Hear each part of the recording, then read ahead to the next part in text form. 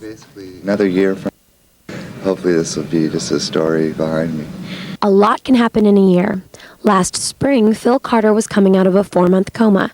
Now he's getting reacquainted with his son Braden and his life.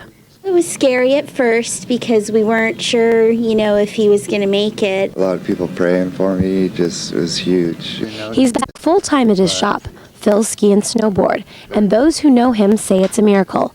Phil has survived a very rare disease called Guillain-Barré. Basically, it starts at your feet and works its way up when it's attacking your nerves. Guillain-Barré occurs when the human body has a negative reaction to any routine vaccination. Phil thought he was protecting his health by getting a flu shot, but instead, he became one of the very few victims of Guillain-Barré. It attacked his nerves and ultimately left him in a coma, and it all happened quickly. I got the flu shot on a Monday, and by Saturday I was in a coma, paralyzed completely. But how can this happen? Vaccinations are designed to protect the body, not destroy it. While Guillain-Barré is very rare, chances of getting it are literally 1 in a million. It's a disease that they can't do anything for you. It's just time.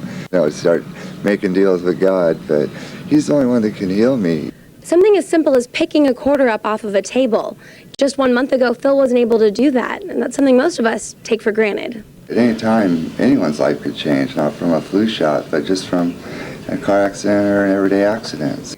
His sense of touch is slowly returning, and doctors say that eventually Phil will be 95 to 100% again.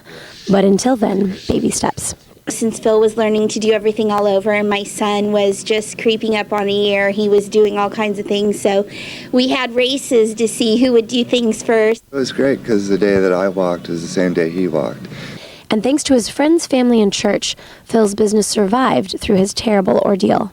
A lot of Phil's friends volunteered their time without pay to be here when they could to make sure that the shop kept running. Just because Phil's been so good to everybody in the past, they kind of wanted to chip in and return, the love to Phil. Despite everything, you may be surprised to learn that Phil remains an advocate for the flu shot. I still think the elderly and the young should get it because, I took the hit for everyone I'm ever going to meet. Reporting from Phil's Ski and Snowboard shop in Costa Mesa, I am Bethany Crouch.